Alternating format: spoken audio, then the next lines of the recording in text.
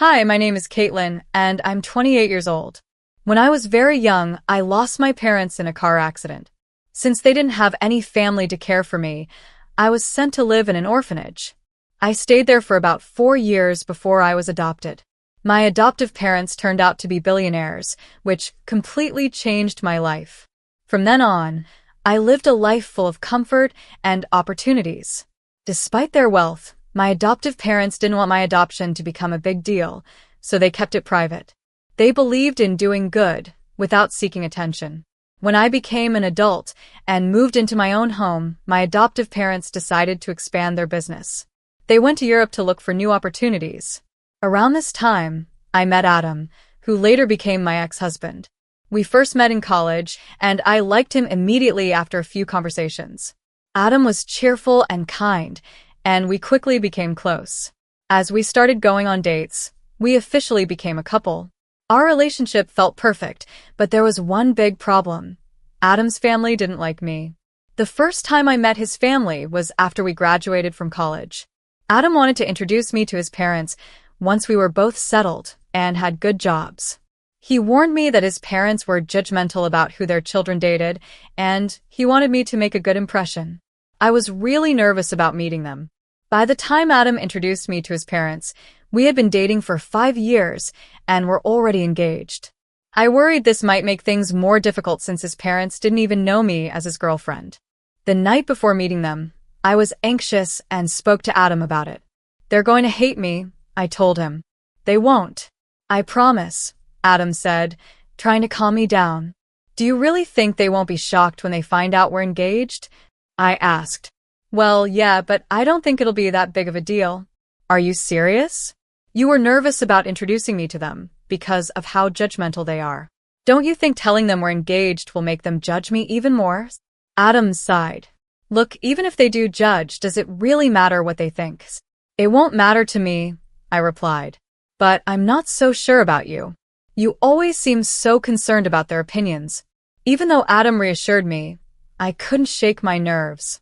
Meeting his family felt like walking into a test I wasn't prepared for, especially since their opinions seemed to matter so much to him.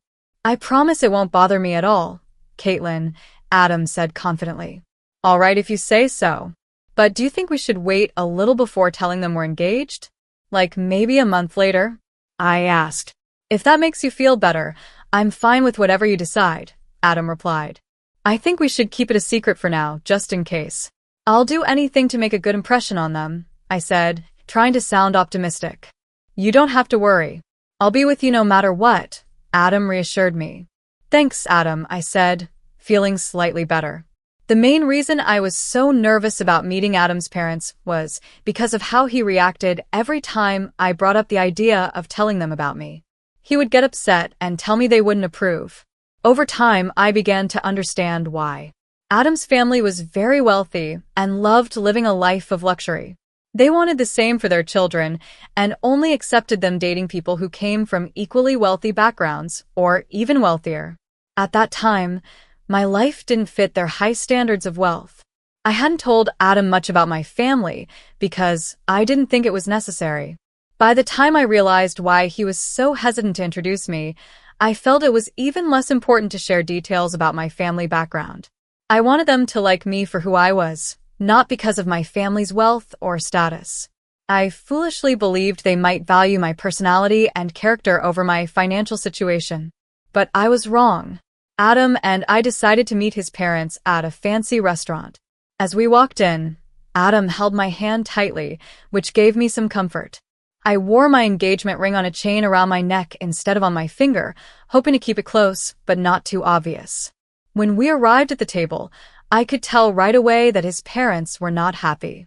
Adam had warned me they were strict about punctuality, and even though we were only 5 minutes late, they were already upset. As we sat down, his parents gave me a cold look, glancing me up and down with clear disapproval. They didn't say a word to me and instead began talking with Adam as if I wasn't even there.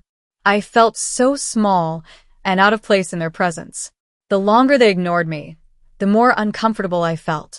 Their attitude made it clear that I didn't belong in their world, and I started to doubt whether they would ever accept me. It was heartbreaking to realize that they cared more about wealth and appearances than getting to know who I really was. The longer I sat there, the more I wanted to leave. I kept my head down, trying to avoid their cold stares. Finally, Adam spoke up, breaking the silence. Mom, Dad, you can't just ignore Caitlin like this. She's my wonderful girlfriend, Adam said firmly. I tried to stay polite. Oh, hello. It's a pleasure to meet both of you, I said, even though I couldn't honestly say I felt the same way. Hi, his mom replied coldly. Her tone was icy, and it made me uneasy. What? She said, noticing my surprised look. I'm just being honest. Then she turned to me. So, Caitlin, I heard you and Adam met in college. Is that right? She asked, keeping her tone sharp. Yes, we did. We shared some classes, I replied, trying to sound calm. And how did you manage to attend that college? From what I know, the tuition is quite high, and it's not easy to get in, his father added, his voice filled with suspicion. Dad, that's enough. Adam interrupted, clearly frustrated. You will not speak to your father like that, his mother said sharply. It's a valid question. Caitlin, please answer him. Well, I began nervously. I received a full scholarship.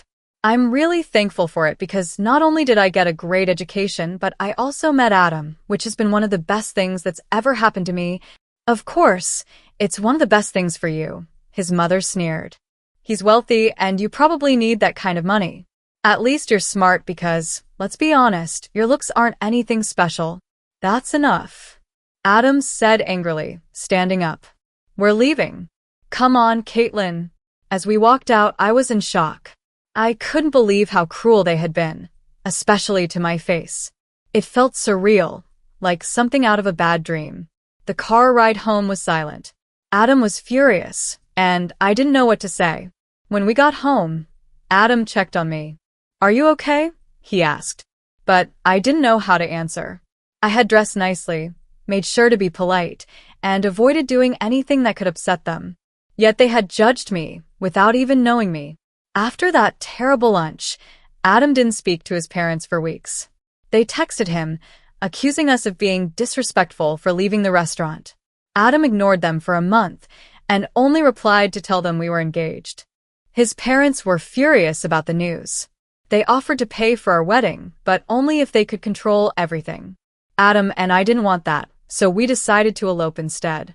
My adoptive parents were still in Europe, but they knew about our decision to elope. They were just happy that I had found someone who truly cared for me. In the end, Adam and I focused on what mattered most, our happiness, not the approval of others. I was happy when my adoptive parents sent Adam and me a gift after our elopement. Adam was surprised when we received an expensive painting from them, but I didn't think much of it. They had plenty of money, so I figured it wasn't a big deal for them. After we got married, Adam and I attended a party hosted by his parents, Jessica and Sam, to celebrate their anniversary. Even though they didn't seem to like me much, I was happy they invited me. I thought maybe this was a chance for things to improve. When we arrived, however, it was clear I wasn't welcome. Being ignored by his parents was one thing, but being ignored by nearly everyone at the party was far worse. No one made an effort to talk to me. I stayed close to Adam, hoping to feel less out of place, but whenever I tried to join a conversation, people would either glance at me, look me up and down, and walk away, or continue talking as if I wasn't even there. By the end of the night, I was holding back tears. I felt humiliated and disgusted by how I was being treated. As the evening was winding down, Jessica and Sam stood up to give a speech. I was tired and wanted to leave, but I stayed because it seemed important to Adam. During their speech, Jessica and Sam thanked everyone in the room for being such a meaningful part of their lives. It was a direct jab at me since they had made it obvious throughout the night that I didn't belong. Then, they started cracking jokes that made the crowd laugh. These weren't innocent jokes. They were clearly aimed at me. I felt crushed. At some point, I couldn't take it anymore. I quietly got up and left the party. I ordered an Uber and cried the entire ride home. When Adam got home later, he seemed upset. Why did you walk out like that? Do you know how embarrassing that was for me? He asked angrily. What are you talking about? I replied, shocked by his tone. Don't play dumb with me, Caitlin. My parents yelled at me after you left, and the guests felt sorry for me because I'm married to you, he said harshly. Are you serious? What about how embarrassing it was for me? The way your parents and everyone else treated me was awful. I shot back. Oh, come on, Caitlin. You could have put up with it for one night. It was my parents' anniversary. For God's sake, he said, clearly more concerned about his parents than about me. I stared at him, unable to believe what I was hearing. Instead of understanding how hurt I was, Adam blamed me for leaving. It made me question everything about our relationship and whether he would ever truly stand up for me. I said to Adam, I was ignored by everyone, and your parents made fun of me during their toast. How can you expect me to be okay with that? I'm not saying what they did was right, he replied. But you could have just gone along with it for one night. I would have talked to them about it afterward. What would that have done for me? I asked, frustrated. I don't like being in situations where I'm humiliated. Everyone was laughing at me. You've never been in that position, so it's easy for you to say it's no big deal. Adam's expression hardened. My parents expect an apology from you, he said firmly. I want one too, I shot back, refusing to back down. I won't apologize unless they apologize to me first. Adam's face turned angry. I see no reason to apologize to you. You embarrassed my family in front of all their guests. And your parents humiliated me, your wife, in front of everyone. I exclaimed. Maybe my parents were right about you, Adam said bitterly. You're impossible, he snapped before heading to the guest bedroom to sleep. I was stunned. Adam was usually the first person to stand up for me, especially when his parents said something hurtful. For me to leave the party should have shown how awful they had made me feel. But this time, it was like he didn't care at all. Adam didn't talk to me for the entire week. Meanwhile, his parents bombarded me with texts calling me ungrateful and an embarrassment. I tried to reach out to Adam, but he refused to respond. Eventually, I decided to apologize to Adam and his parents, even though it felt humiliating. I loved Adam and didn't want this to ruin our relationship. However, things only got worse after that. Adam's parents retired and began hosting family dinners every week. Adam was always invited, and after some time, he brought me along to one of these dinners. I hoped things would be different, but as soon as I stepped into their house, I could tell nothing had changed. Jessica and Sam greeted Adam warmly, but when they saw me, their smiles disappeared. They didn't say hello or even acknowledge me. As the evening went on, the other family members followed their lead. Conversation stopped when I joined a group, and no one made an effort to include me. By the end of the dinner, I felt completely out of place. The message was clear. They didn't want me there, and they wanted me to feel it. Adam noticed my discomfort, but didn't say anything. I started to realize that maybe this was how things would always be. It was heartbreaking to think that I might never truly be accepted by his family. Even worse, I didn't know if Adam would ever stand up for me the way I needed him to. I could feel the tension in the air as soon as I stepped into Adam's parents' house. Jessica was still upstairs getting ready, so she didn't see me at first. Sam and Adam's siblings gave me awkward glances, but didn't say a word. Adam left me standing there alone while he happily caught up with his family. When Jessica finally came downstairs, she saw me and marched over, looking furious. "What are you doing here?" she snapped. "Excuse me?" I replied, confused and taken aback by her tone. "No, I will not excuse you. What are you doing in my house right now?" she demanded. "Well, you invited us for dinner," I said, trying to stay calm. Wrong. "I invited Adam." "This is a family dinner," she said sharply. "I'm Adam's wife, so I'm part of this family, am I not?" I asked, trying to reason with her. "Absolutely not," she shouted. "An orphan like you has no place in this family." I was shocked and hurt. "What? Why would you say that? Did you think you could hide that from us? We do background checks on anyone our children marry. You're not in my son's league." "I will never accept you," she said coldly. "Why not? Is that the only thing that matters to you, someone's background?" I asked, my voice shaking. "You're ugly and poor. You'll never fit into our elite circles," she sneered. "Why are you being so superficial? Are you scared I'll ruin your reputation just by being here?" Doesn't it matter to you that I make your son happy? If happiness made someone rich, then everyone would be billionaires. This is why you'll never fit in with us, Jessica said dismissively. Or maybe I don't want to fit in with people like you, I said, trying to hold back tears. You never even gave me a chance. You judged me without knowing anything about me. Jessica didn't even flinch. That's enough. Here's some money. Call yourself an Uber and leave, she said, shoving cash into my hands. I turned to Adam, hoping he would defend me. Instead, he just stood there, saying nothing. His mother smirked and my heart sank. Tears filled my eyes as I turned and walked out, feeling completely crushed.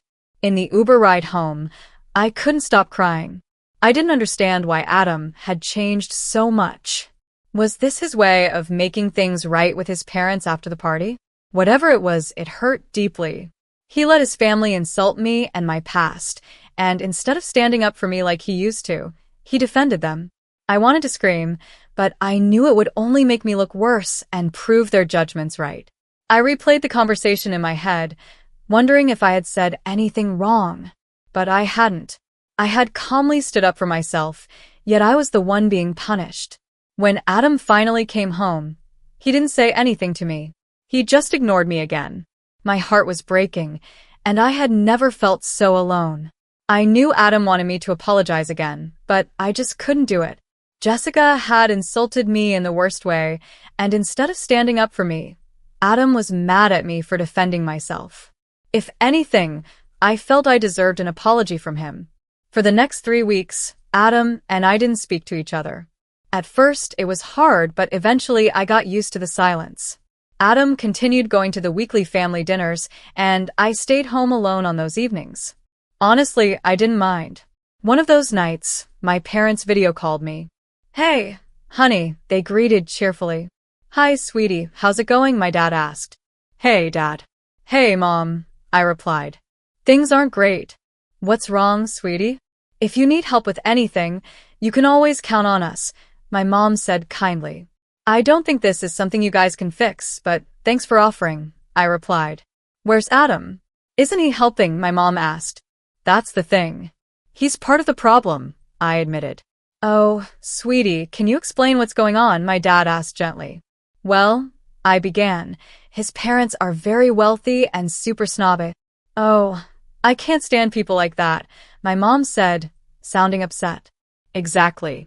They think I'm just some poor girl who doesn't live up to their standards or fit into their fancy circles, I continued. And they've made it their goal to embarrass me every time I see them. What? That's ridiculous, my mom exclaimed, angry on my behalf. Yeah, I said with a sigh. The last time I went over, Adam's mom called me an orphan as an insult. She thought it was funny. That woman, my mom shouted. How dare she say that about my child? I swear, I'd claw her face off if I could. Do they even know about us? No, I said quietly. I didn't tell them about you because I didn't want their opinion of me to change just because of our family's wealth. I wanted them to like me for who I really am, not for money. So, what's Adam doing about all this? My dad asked, sounding concerned. Nothing. He's siding with his parents and thinks I was wrong for standing up for myself, I said sadly. My mom took a deep breath. Honey, are you sure this is the man you want to spend your life with? I love him a lot, I admitted, but this isn't the life I want. We haven't spoken in 3 weeks and honestly, I'm surprised by how okay I am with it. All right, sweetie, my mom said gently. I'll connect you with one of my friends over there if you need help. Don't worry, we'll always be here for you. Hearing their support made me feel a little better, but deep down, I knew I had some tough decisions to make. I think your dad and I might be able to help you get a little sweet revenge, my mom said with a mischievous tone. Huh? What do you mean? I asked, intrigued. Well, she began, your dad and I are coming to visit next week. We originally wanted to take you and Adam on a vacation, but now we can do a few other things without him. Really? Oh my gosh, I'm so excited to see you both again, I exclaimed. It felt like a weight had been lifted off my shoulders. For the first time in a while, I felt genuinely happy. We talked for a little longer and my dad began explaining his plan to help me. After some time, He asked where Adam's family dinners were being held. As far as I knew, they alternated between being hosted at Adam's parents' house and at different restaurants. Coincidentally, the week my parents were coming, the dinner was scheduled to be at a restaurant. I needed to find out the exact location to share it with my parents. Thankfully, I had Adam's email on my phone. Jessica and Sam loved sending emails about every little detail, so it wasn't hard to find the dinner's location. Once I had the address, I sent it to my parents. At the same time, my mom's lawyer friend reached out to me, and we started the process of filing for divorce. It was a bittersweet moment, but I knew it was the right step for me. When my parents arrived in town, they checked into their hotel, and I went to meet them. We had lunch together, and afterward, they treated me to a spa day. They paid for everything and said I deserved to feel special. While I relaxed, they began preparing their plan to confront my in-laws.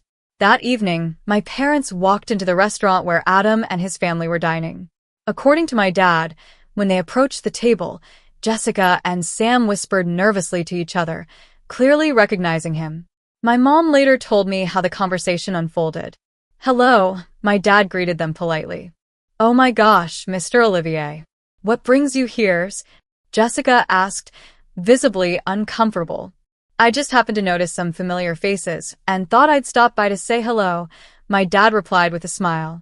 "Familiar faces? Who are you referring to, Mr. Olivier?" Sam asked, trying to act confused. "Well, I see Adam here," my dad said. "Hello, Adam. It's a pleasure to meet you. My daughter has told me so much about you." "Speaking of my daughter, where is she?" "Your daughter? I'm sorry, but I don't think she's here," Sam stammered. "She should be, shouldn't she? Adam's wife is my daughter, after all," my dad said firmly. "I'm sorry, Mr. Olivier, but there must be some mistake," Jessica added. "Adam's wife is named Caitlin, and she was an orphan." "Yes," my dad replied calmly.